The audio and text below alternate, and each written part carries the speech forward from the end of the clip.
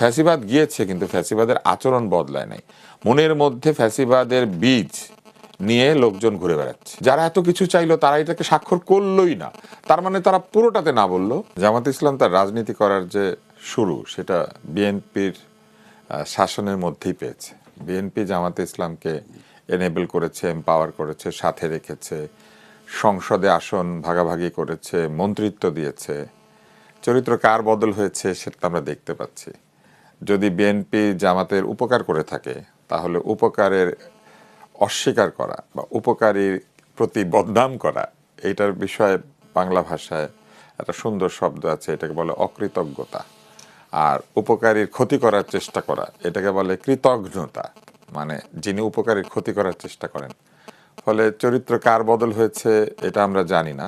যদি চরিত্র বিএনপির বদল হয়ে থাকে, তাহলে জামাত ইসলামের চরিত্র বদল হয়েছে, একসঙ্গেই বদল হয়েছে, আলাদা আলাদা বদল হয় নাই। আর চরিত্র বদল হওয়া তো ভালো অনেক সময়। যেমন এই যে একটু আগে আপনি বলছিলেন যে হ্যাঁ ভোটে বিএনপি সরাসরি বলেছে, তো এটা একটা বদল না, এটা একটা পরিবর্তন না? কেননা এইখানে তো পরিষ্কার আছে, হ্যাঁ ভোট জিতলে পরে তারেক রহমান বা অন্য যে কেউ, অথবা শফিক সাহেবও 10 বছরের বেশি না, 10 বছরের বেশি তো প্রধানমন্ত্রী হতে পারবেন না। 10 বছর প্রধানমন্ত্রী হবেন, সেটা ভেঙে ভেঙে 5 বছর 5 বছর, অথবা একটানা 10 বছর, যেটাই হোক না কেন। তো এই যে বিষয়টা, এটা তো তারা মেনে নিলেন, তাহলে এটা তো ভালো, খারাপ কি?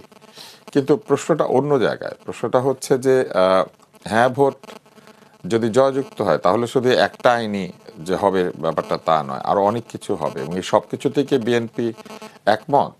বিএনপি একমত নয়। সবচেয়ে বেশি নোট অফ ডিসেন্ট দেওয়া যে দলগুলি আছে, তার মধ্যে বিএনপি হচ্ছে একটা, যেখানে তারা এই জুলাই সনদের বহু বিষয়ে তাদের আপত্তি জারি রেখেছে, এবং তারা বলেছে যে আপত্তিগুলো উল্লেখিত থাকতে হবে এবং আপত্তি সহ বিষয়টা গণভোটে যেতে হবে, এই কথা কিন্তু তারা বলেছে। ফলে এই আপত্তির ব্যাপারে তারা তো হয়তো সিদ্ধান্ত নিবে অথবা নিবে না। ফলে হ্যাঁ ভোট যে পুরোপুরি ঠিক, এটা কিন্তু বিএনপিও জুলাই সনদে স্বাক্ষরের সময় বলে নাই। তবে সবাই জুলাই সনদে স্বাক্ষর করেছে কেন? For the spirit of the movement, যে ফ্যাসিবাদ যেন আর ফিরে না আসে, এবং ফ্যাসিবাদে একটা ব্যবস্থা কায়েম করার কোনো সুযোগ যদি সংবিধানে থাকে, সেটা যেন বন্ধ করা সম্ভব হয়।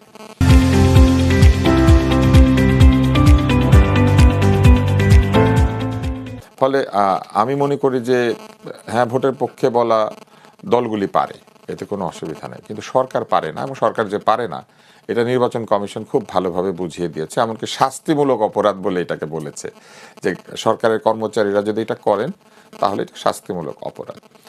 এখন মুশকিলটা কি জানেন? কোন কাজ করতে বললে শাস্তিমূলক অপরাধ আর কোন কাজ করতে বললে শাস্তিমূলক অপরাধ না, এইটা এখন কোর্টের বদলে সরকারই অনেকটা ঠিকঠাক করে। মানে সরকারই বলে দেন যে হ্যাঁ বললে দরজা খুলবে, না বললে খুলবে না, হ্যাঁ বললে আজাদি, না বললে গোলামি। এইভাবে যে প্রচারণা, এটা সরকারের করার কথা না। সরকার হচ্ছে আয়োজক কর্তৃপক্ষ। এই আয়োজনটা তারা করছেন বাংলাদেশের রাজনৈতিক দলগুলির জন্য। রাজনৈতিক দলগুলির সমর্থকরা সেখানে যাবেন, অথবা সাধারণ সমর্থক যারা কোনো রাজনীতি সমর্থন করেন না, বাংলাদেশের নাগরিক, তারা যাবেন, তারা গিয়ে হ্যানার পক্ষে ভোট দিবেন।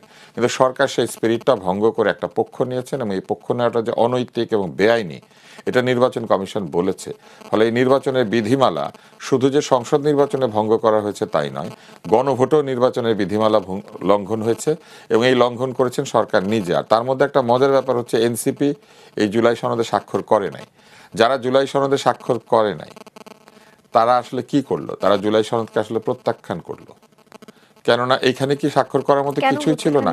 আমি আপনাকে বুঝিয়ে বলি, বিএনপি এতগুলা নোট অফ ডিসেন্ট সহ স্বাক্ষর করেছে, জামাতেরও নোট অফ ডিসেন্ট আছে, স্বাক্ষর করেছে, আমার ধারণা আপনাদেরও ছিল, ওনারাও করেছেন। ওনারা আপত্তি সহ স্বাক্ষর করতে পারলেন।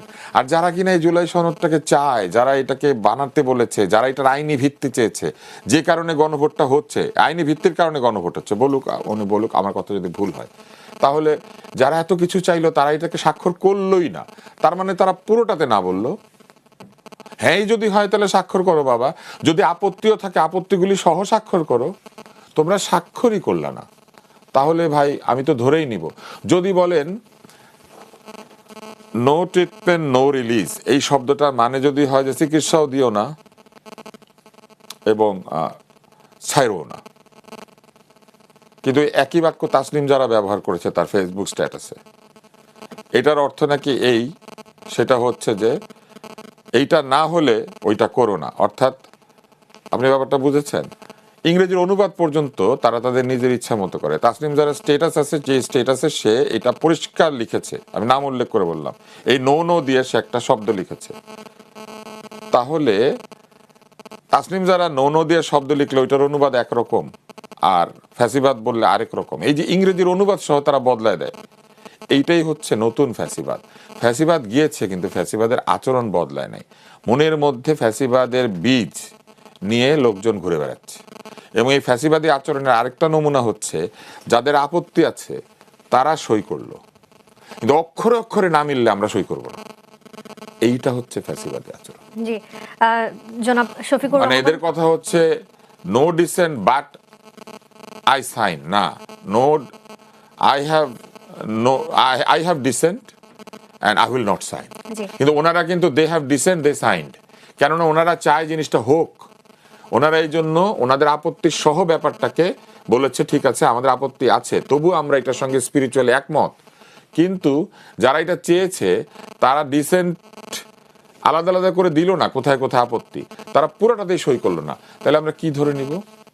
তাহলে আমরা ধরে নিব যে তারা পুরাটাই চায় নাই। কিন্তু পুরাটাই চায় নাই আবার বলে আপনারা ভোট দেন। হ্যাঁ, ভোট আগে সই করো, আগে সই করে প্রমাণ করো। এখনো সই করার সময় আছে, এখনো সই করে প্রমাণ করো যে আমি যে হ্যাঁ দিব, উনি যে হ্যাঁ দিবে, এটা তোমরাও চেয়েছো বলে আমরা হ্যাঁ দিচ্ছি। তোমরা একটা সই করতে পারো না আর আমরা গিয়ে হ্যাঁ ভোট দিয়ে দিব? এইটাকে একটু বুঝাক। আমি একটা সোজা কথা বলি, আমার সোজা কথা হচ্ছে নো সিগনেচার, নো ইয়েস।